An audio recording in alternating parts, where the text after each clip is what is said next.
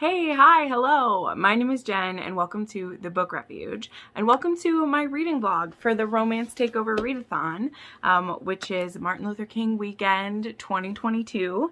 I meant to start this vlog last night, but I didn't want to.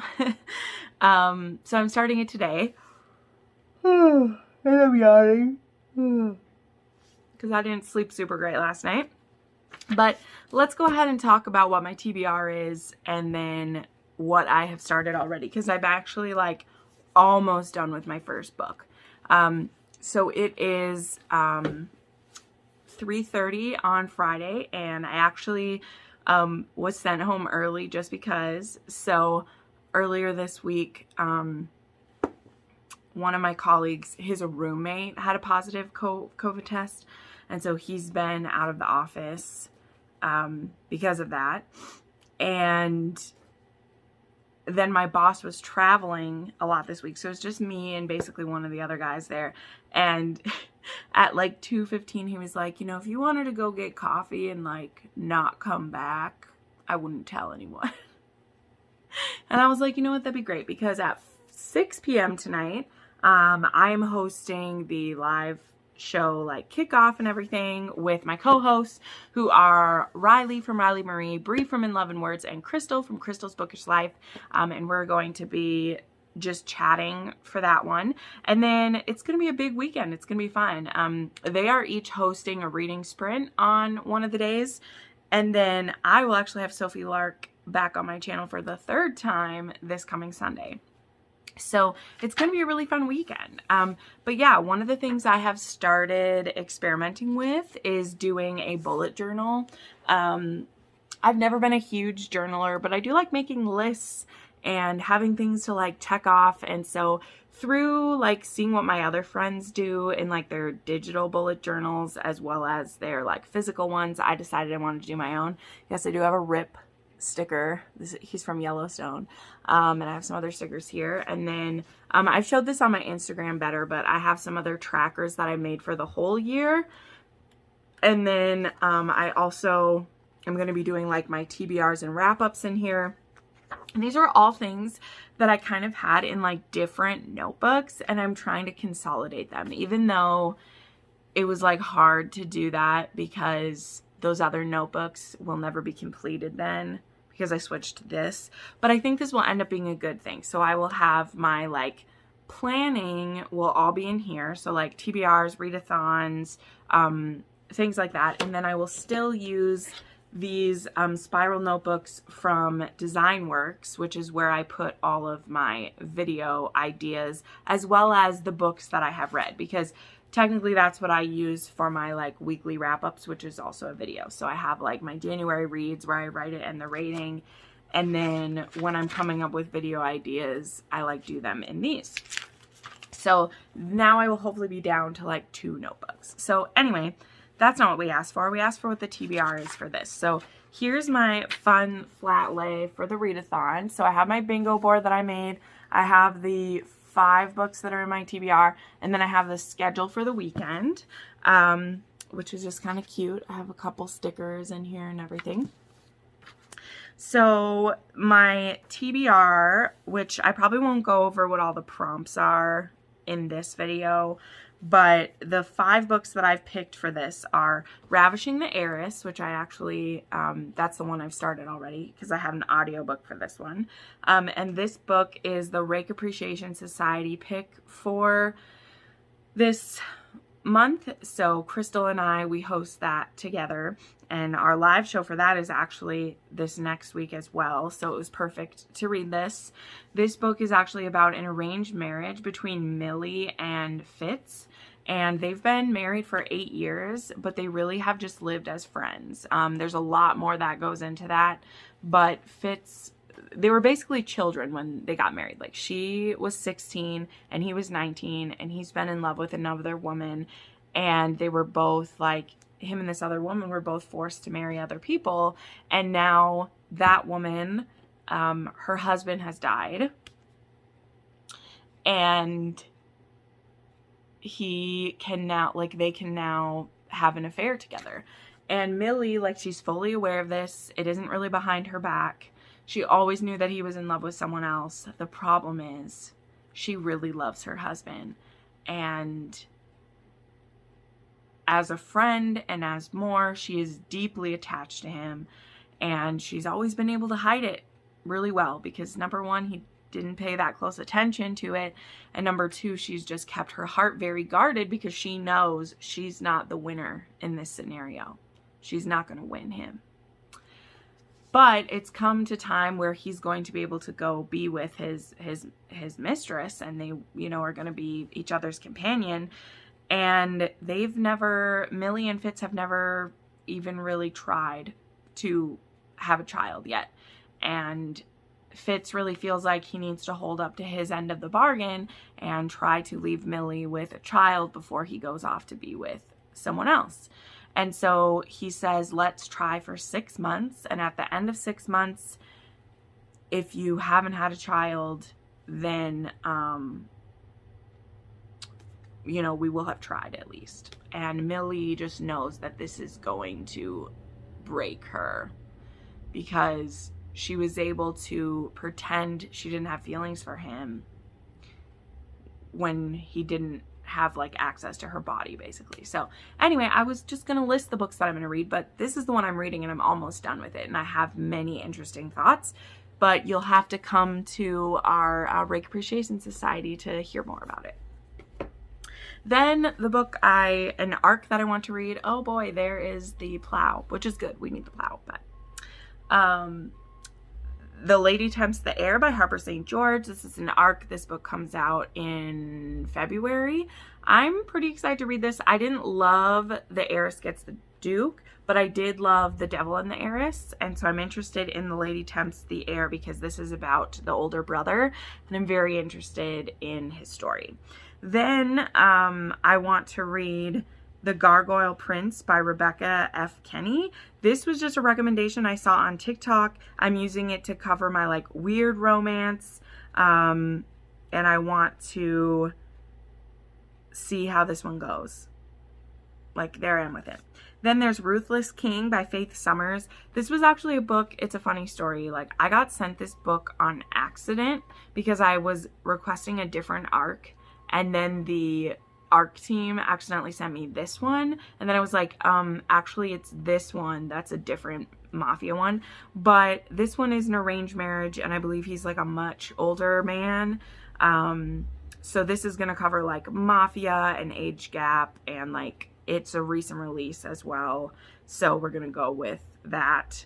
I'm gonna try to read that one. That's one that I might be willing to switch out. I don't know, we'll see. And then the last one, which this one I think is going to be my like taboo romance, as well as like the one I try to read in one sitting, and it is Sing Me to Sleep by R.M. Virtues. This is a book that was like a Halloween one that I know has like it has a lot of kinks, it has a lot of trigger warnings, and I've heard that you should read it during the daytime, so that's something I plan to do. I'm going to be attending a couple of the reading sprints in the next couple days, so I'm going to try to read it at one of those because I've heard that it's pretty spooky, so we're going to do our best with that one. So those are the 5 books that I want to try to get to for sure. Again, Ruthless King might be one that I switch out because I do have a couple other arcs that I need to get to as well. So I might try to switch those out with one of them. But anyway, that's where we're at. I am watching some Super Carlin Brothers, and I'm going to have some dinner and finish listening to Ravishing the Heiress. And then we'll have the live show, and then we'll see what's going to happen. I'm very excited for this weekend, and it's going to be amazing. So.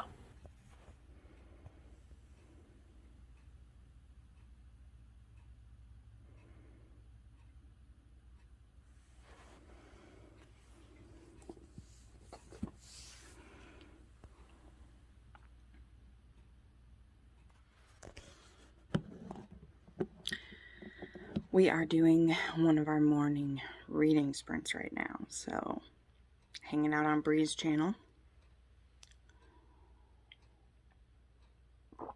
drinking some coffee. I'll have more to say in a minute, but I thought I would just film a clip because I never do that. So, yep, good times, good times. Hello, hi. So thought I would film a clip here. I went very heavy on the eyebrows this morning. It's great. So yeah, I just did that live show it was one of the reading sprints for the weekend, which was super cool. That one was with Bree, Tori, Zay, and Robin, which was really fun. We did 40-minute sprint, and I'm almost done with my second book because I did finish Ravishing the Heiress last night. It was very good. I gave it 4 stars. Can't wait to talk about that on book club this week. And then I started the Gargoyle Prince by Rebecca F. Kenney. I think I just said that right. I'm not sure. This was one that I'd seen on TikTok from We Last with a Book, Marianne, and she had shared some like snippets from it, and I was like, sold. So I'm doing this one for my weird romance. I can't remember what else I had it picked for, but I'm doing it for weird romance, and it's pretty good. This is in like an alternate history France where there's like a civil war going on, and the princess in the beginning, she teaches classes at like this university, and she has a bodyguard named Jacqueline, and in the beginning there is a clockwork bomb that makes its way into her classroom, and Jacqueline throws herself on top of her, and Jacqueline dies. It's very sad. And so our heroine, her brother is kind of in charge right now because their parents are away, and he says that he's going to pick her new bodyguard, or else she is going to stay locked in her room. So in this world, there are gargoyles, which are literally made out of stone and animated. And the people are very prejudiced against them. They don't like them, but her brother gives her one as a bodyguard. And it's their romance. So the thing is, though, and something that people don't know, is that the gargoyles are animated with the souls of people who've died. So our hero someone did kind of a bad job wiping the memories from the soul, because that's what they do, is they like, there's a lot of terms in this book that I don't understand, and that's partly why this probably won't be a 5-star book, but that's okay. It's still very interesting. But the soul is taken when someone is like almost dead, and then the memories are stripped away from the soul, and the soul is kind of like put into a gargoyle, and then that's what like animates it. So people, they think these gargoyles don't have a soul, and it's kind of funny because they really are like all soul. Like that's what's animating the stone and everything. And so yeah, the heroine is very prejudiced against gargoyles, and she's very like mean to him in the beginning. Like it was kind of rough because she's very cruel to him because she thinks he's literally made of stone, and that her brother is forcing this creature on her. But there's a lot more to him than that. Yeah, so I'm really enjoying it. I'm almost done. So I still have a couple videos to film, but I might take a little bit of a break. Just because after being on the live show and then filming my weekly wrap up, which is always like 45 minutes to an hour long, I've never been able to shorten those no matter how many books I have to talk about. So yeah, one other thing I want to touch on too, I was kind of saving it for this. So last night on the live show that I did with Crystal and Riley, I had someone in my comments, which I can't remember what their name was, and not that I would blast them by saying their name, but I wanted to keep an eye out for them because I will ban this person from my channel if I see this talk again. It's so stupid to me, this certain kind of talk, you know? Audiobooks got brought up near the end of the live show because we were just talking about our favorite books last night and what everyone was reading. There was no topic, and someone asked me like they've just never been able to get into it because they think the person sounds robotic, and so we were giving some tips of like, well, you could try speeding it up or try picking a narrator that you like better, you know, the tips that I give all the time. And then I go into the fact that like the reason I'm able to read so much is because of audiobooks, because I'm able to read while I'm at work, you know. And I had someone, and here's the thing, like, I didn't really notice that this person was being so snarky and rude because I was focused on the live show and I was focused on the points that I was making, and I didn't really notice that this person was saying things about audiobooks in kind of a derogatory way. And it wasn't until afterwards that Crystal and Riley pointed out to me that, oh, that person you were like, because I even commented on one of their things. They had said, like, I'm able to read 10 books a week without audio. And I was just kind of like, oh, wow, that's cool. You know, I wasn't. And then I looked back once we ended the live show. I went back through the comments with Crystal and Riley, and I was like, oh, wow. And I saw that this person was saying that you didn't read those books, you listened to them. And they said, I'm so sick of like hearing about audiobooks all the time. Like, it's not the same. And I got really pissed off after the fact. And I actually put a rant on my Instagram, which won't still be there when you're seeing it. But the gist of it was that I said, when you are enjoying a book, it doesn't matter whether you read it with your eyes, on a physical book, or on your phone, or whether you listen to it, or whether someone reads it to you, you are still consuming the content. Like, you are still absorbing the story. Whether Robert Peckoff is reading it to me, or whether I'm able to sit my ass on my couch and read it myself, I still am consuming the content. So what the fuck does it matter? And who the fuck are you to say that that doesn't count as reading? Because here's the thing. Even if you don't like that someone's saying the term for you're reading the book when we talk about audio, maybe you'd prefer that I said, like, okay, I listened to this book this week. Okay, who cares? I still got through the content and I can tell you everything that happened in that book. So what's the difference? What's the difference?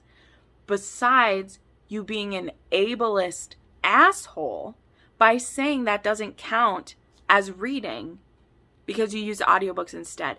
I literally have a list of friends, and I had no less, my phone is what I'm recording, I had no less than 20 people reach out to me to say thank you for saying that, or yeah, there are times where I can't physically read because of disabilities. And even if you don't, like, you do not have to have a disability for audiobooks to count as anything. Like, you don't need that qualifier to make it okay. Audiobooks are just fucking enjoyable. They're wonderful. So why do you want to be a little shit and say that it doesn't count? Like, why? Like, why? Because here's the thing. Let's say we agree with you. Let's say I'm like, you're right. I listened to them. I didn't read them. What's your point? What's your point? Where is your logical conclusion? Like, you're not going to stop audiobooks from being a thing. You're not going to stop people from consuming their books audibly instead of with their eyes.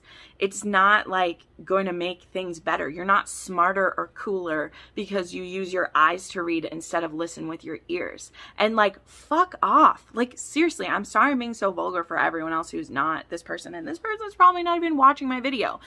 But maybe you're not this person, but you've had that thought before. Maybe you're not as aggressive, or you're not as like trying to shove it in people's faces. But just seriously think about this. Think about the mom who's able to listen to an audiobook while she's in the shower because it's the only time she has alone all day. Think about one of my friends who literally has arthritis in her joints. And holding a book, holding even an e-reader will make her wrists ache. And an audiobook is the only way she can get through the books that she loves. Think about my friend who had a neurological issue for a couple years where focusing on words on a page hurt her brain. And she had to use audio to get through books that she loved. Who are you to say that they can't consume their books that way and call themselves a book lover? That's elitist, ableist bullshit. It is a bullshit, and it does not belong on my channel, okay? We are here to consume and enjoy books in whatever form you want to, okay?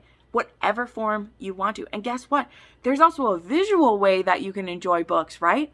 When people turn our books into movies, okay? You can enjoy that however you want. That's not my preferred way to enjoy my books. You know, I would prefer to read them or listen to them. I don't like when they make them into movies, but I don't discount that as a way to enjoy media. So for those of you, I know most of you agree with me. Again, I doubt this wasn't anyone I think I've seen comment before, but it really set me off. And every time we come around to this argument, it just baffles me, because this one isn't even like I've said before, like, I can understand the merits of people calling certain romance like porn. I can understand people calling certain romance like, I don't agree, but not as like deeply literary as some other things. I think that's dumb, but I'm willing to have that conversation. But to say that like listening to a book instead of reading it isn't a valid form of consuming it, or you're somehow lesser because you have to listen instead of read it, just makes me furious. Because again, so what? Okay, I listened to the book. Let me use that wording instead. I listened to this book. I still consumed the story that the author meant for me to consume, and I could still have the conversation about it with anyone who wants to talk about it. So fuck right off with that attitude. And if I see it in my comments, you're done. You're gone. Goodbye. And I'm very sorry that I didn't notice it last night, because I did have some of my friends say like, yeah, I was really upset by what they said. You have my permission as a viewer to point out that person to me. Please do, because they don't need to be in my channel bothering people. Like, I will hide them from the comments. Like, absolutely. So please, my viewers, I'm sorry if someone was talking to you that way. I'm not saying that we should be triggered by what this person said because they are ignorant and stupid for thinking that. But feel free to point out those people to me, because I just won't have it. I won't have it at all. So there you go. That felt good. I wanted to get that off my chest. It's just such bullshit. Anyway, all right. I love y'all. I'll check back in when I've read more of a book. Well, hey. So I forgot to do a second check-in yesterday. So it's Sunday morning. And I was planning to go to church today because I haven't been able to go the last couple weeks, but there had been a positive COVID test at work. And I felt totally fine last week, but I'm feeling a little bit scratchy today, and I'm just not going to risk it because there's a lot of elderly people at my church, which is kind of sad, but we do what we can. And it's not like I have to be convinced too much because it is still really cold out. So I'm not going to lie that it doesn't take much for me to be like, you know, I'm just going to stay here. So I got a lot of reading done yesterday, which I'm really proud of myself. I've shared this in previous vlogs. Like, sometimes on Saturdays, I get the least amount of work done because, well, I get the least amount of reading done because I get a lot of work done. That's what I meant to say. Sorry, the opposite.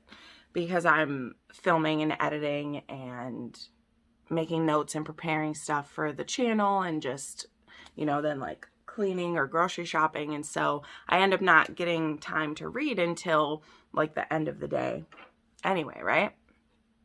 But I did pretty good yesterday. I finished the Gargoyle book, which I think I was saying earlier. That was pretty good. Found out that this author has a lot of other books that are also kind of like creature or books like that. So very excited to try some of those. Actually, she has one that's like Jack Frost, which could be interesting. Could be fun. Then I did Sing Me to Sleep all in one sitting, which was just as interesting as everybody said. And maybe it was because I read it during the day and like I had ambient noise and stuff, but I wasn't as scared by this book as some people were saying. It was very creepy because there is like sleep paralysis and then like sexy things are happening to the woman by this demon.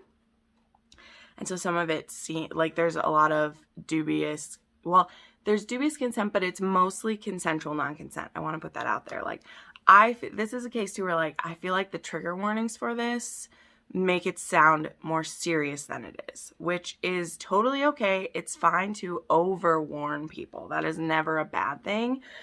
But I've shared this before, as someone who loves dark romance, sometimes the trigger warnings, well, number one, they usually get me excited for what's happening in the book. But sometimes they're like overselling it, if that makes sense. Like, they'll be like, oh my God, it has this, this, this, this, and this in it. And then it'll be like, he grabs her throat one time for like breath play. And I'm like, if you're calling it breath play, that means we're really like playing with it, you know? But again, I'm always happy when authors put more than less. I'm just saying that from what I heard from everyone who read this during like October, and I just had like higher expectations. This book was also longer than I thought. Like, I knew it was a novella, but I thought it was like 80 pages long. It was actually 160 pages, and it actually did have a lot more plot than I was expecting it to have, which is funny to say, but yet not enough. So I don't know. I gave it 4 stars. I had a fine time with it. It was extremely sexy. There was lots of like sloppy sex, which I actually really like. Like, I do, especially when a lot of like fluids get happening. I like that stuff. So there was a lot of things to like when it was the sexy times, but then the bigger story that's going on, which I believe that RM Virtues is going to be like expanding into, there's going to be a series that's about the 7 deadly sins and the 7 virtues, which is kind of cool. So like, I'm interested to see if that's going to expand on this world, to see what happens with it. So then the next one that I read was Ruthless King, which will fill in 2 more of my squares. I'm almost done. This one will fill in mafia romance and age gap. So for some reason, I thought that this one was an arranged marriage one, but that's actually a different book in the series. So this is book 6 in the series, and I haven't read the other ones. I got this book for free, and so I still wanted to read it. And it is a 48-year-old, like, mafia boss, and he is now, like, the guardian of his niece. And one of his men is helping him hire a nanny who will also be his mistress, basically. His lady on tap, whatever you want to call it. And that's literally in her. So this isn't a surprise. So it was an interesting setup because it was like she's hired knowing that she's going to be his plaything and his nanny. And she's going to be paid $500,000 a year to be his, to be his lady and take care of his niece. The thing is, she's actually a spy because her father is in debt to one of his enemies, and her job is to find out information about him. So that was kind of the setup. And it's an age gap because she's 25 and he's 48. He's a silver fox. If you can't tell from the photo, he's got like, it was good. So I really enjoyed this. I gave it 4 stars though, because I feel like the hero being 48 was not really written as a 48-year-old. And the conflict in this, which is very serious, I kept waiting for us to get to like the final conflict of this book, and it all wrapped up in about like 10%. And I just don't feel like that could have reasonably happened. So it was just weird. I was like, no, this can't wrap up this easily. Like, we can't do that. So yeah, it was interesting. interesting feelings I had. So I didn't hate it. It was very sexy. I liked the idea that we didn't have the drama of like, will they, won't they, which a lot of times in like a nanny romance, that's a big part of the buildup, is like, are they going to fuck, aren't they? Like, she's hired to fuck him. They're meeting, they talk about his niece, and then she strips down so he can check her over. Like, this is the mafia. She's literally being purchased by him. So, you know, she's going to be paid well for her silence and for her body. So there you go. But anyway, it was pretty fun. It was pretty fun. The only one I have left on my TBR is the Lady Tempts the Heir, which I'm very excited to read. But that will leave one square open. And I wasn't going to try to fill all the squares. Like, I wasn't actively going to try to do that. But I have all of today and tomorrow to finish books. So I definitely could. So I did start another audiobook, because that's the thing. The only audiobook I had was Ravishing the Heiress. And so I did start an audiobook for Arctic Heat by Annabeth Albert. I think this one counts as a small town because they're in Alaska and they are like working. One of them is like a park ranger and the other one is like a volunteer for the winter to like be an assistant. And I mean, technically it's a very small community up there, but it's even more like a forced proximity. So I don't know, but I think I'll count it as that and we'll just make it work. I could also switch out one of the bingo squares because it is build your own bingo square, but because I could switch out like for LGBTQ square and then that one would work. Absolutely. I wouldn't have to wonder about it, but we'll see. So anyway, tonight I have my interview with Sophie and Mr. Lark, so I'm very excited about that. So yeah,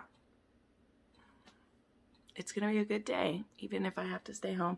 I still got my makeup all done, nice and rosy cheeked. I don't usually use blush because I have rosacea, but lately I've started just adding a little bit in on top. It's a more pretty blush instead of my like rosacea that I have underneath. My eyes, I'm having fun with them. So anyway, okay, we'll check in later. Probably is maybe a wrap up one because I am kind of blowing through these. So yeah, we'll talk. Hi, don't mind my lipstick completely coming off my lips. It's the end of the day and I just went on a coffee date with a new friend, which I'll talk about in a second. So my lipstick looks awful, but we're just gonna roll with it. Okay, sorry. So I finished, I'm here to like wrap up the readathon. There's one book that I'm still kind of working on, but I want to get this filmed and put to bed, as it were, since it's back to work tomorrow. I had a wonderful time this weekend with all of you. Thank you to everyone who participated. It was just such a great time. I was really surprised by the amount of participation, so that's amazing. The last book that I finished was The Lady Tempts the Heir, which is book 3 in the Gilded Age Heiresses, I think, or that. But this was the last of the Crenshaw kids. So there are going to be more books in this series, but we're now switching to someone new. So I'm excited. That book is supposed to be called The Duchess Gets a Husband, I think, or Finds a Husband. I'm excited about that. If you've read the books, you'll know who that one is about. So I'm very excited. This was my favorite one in the series so far. I had a hunch that I would like Maxwell Crenshaw quite a bit, and I am so pleased that my hunch was correct. He was my favorite sibling of the Crenshaws. He is such a good brother. He is such a good friend. He is an amazing lover and partner, and I really loved that he still had a character arc to go through, okay? And our heroine, she is a widow, and I will say, like, the issue right away, this does have a trigger warning for infertility. So these two end up in kind of a fake fiance, fake dating situation because Maxwell's parents are being the shitheads that they have been in the previous 2 books, and it wasn't enough that they were going to force their daughters into marriage, which thankfully worked out happily for their daughters, but they were going to be forced into these relationships. And the father has a health scare, and he decides that Maxwell needs to get started on an heir for them.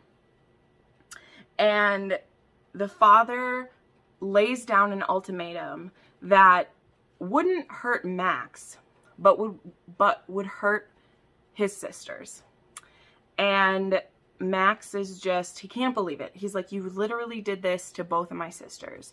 Now, to be fair, I do like the argument presented by the dad, even though I was like, fuck you. Who's like, well, why do you think that only your sisters have to be married for the family? Like, you also need to get married for the family too. And I was like, you know what? That is equality. Not the kind of equality that I was hoping for, but it was kind of funny. Because he gets pushed on this by Helena as well, our heroine. When he comes to her with the proposition of a fake fiance, she's like, well, don't you want a wife and children? And he's like, I mean, yeah, eventually, but I don't want my dad to force me into it. And she presents the same argument that his dad did. So it's kind of funny where she's like, why do you get to be the one who gets to do it the way you want when everyone else had to be like pushed into it? Which again is kind of a backwards thing in a certain way where it's like, well, none of us should have to be forced into this. But I did like how she laid it out. So Lady Helena, she has put all of her passion into a home for women to help them be, it's like single mothers and women who have been shunned by society. She wants to have a home for them to help them find work and to help them be off of the streets. And what I loved about this book is that there was this, my favorite, this subtle kind of feminism.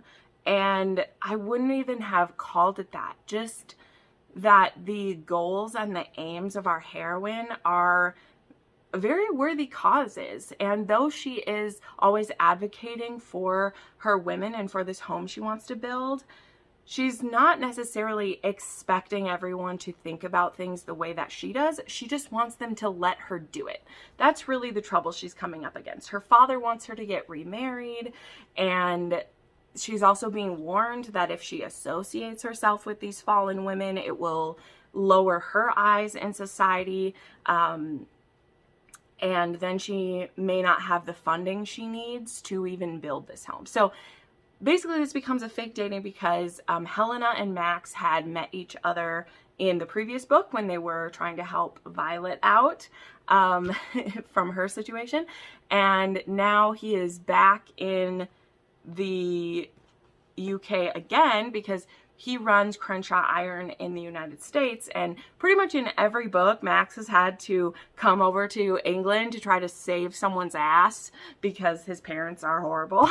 And at the beginning of this one he's back in the UK again, and his father's telling him he needs to get married, and so he realizes that Helena could also use a fake engagement to help her get support for her women's home and help get it built. And so they agree to do a fake relationship. Although what I did love is that right away they both realize that they have what could be deep feelings for each other. They are very attracted to each other. And so they both are kind of like, we need to be smart about this because we could fall for each other. And I really liked that acknowledgement that there is a possibility of it. So I don't want to give away the whole plot and everything, but I will just say that, as I've said, there's a trigger warning for infertility. The way that plays out in this is something I've seen done before. But what I loved is that Helena, the way that she comes to her realization, the way that she decides to proceed, it was frustrating at times, but it wasn't frustrating in the way where I wanted to like give up on her.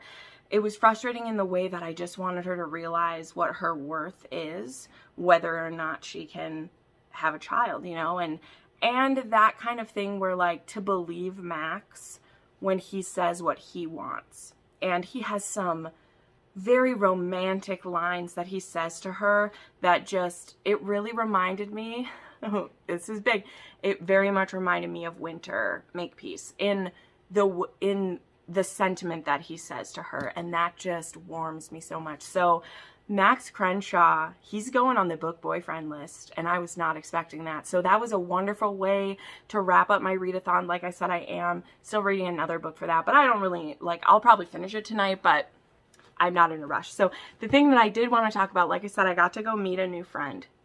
So I found out when I did my Tiffany Roberts live show that their cover artist, Sam Griffin, actually lives just a couple miles away from me. And so we met for coffee today.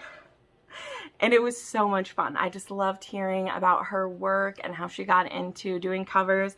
And she brought me my very own print of Catan and Ivy that she signed for me, and it's one of my favorite ones. So I just had a wonderful afternoon. She also signed all of my books for me. I hope one day to also have Tiffany and Robert's signatures on these, but I was just so blessed to get this and to have coffee with her and chat, and it was a wonderful day. And she also let me know about some other authors she has designed for, so I'm actually kind of interested in a couple of those. So it was a wonderful afternoon. It was a great way to spend my day off from work. So I'm going to go ahead and get this video edited and get this up. But again, thank you to everyone who participated. You just made it so much fun, and I can't wait to do round 4 of this. Hopefully it won't take another year and a half to do it. We'll try to do one in the later half of 2022. We'll see how that happens. So, all right. Thank you so much for watching. As always, make sure you subscribe to the channel and like this video. It really helps me out, and I'll see you next time. Bye.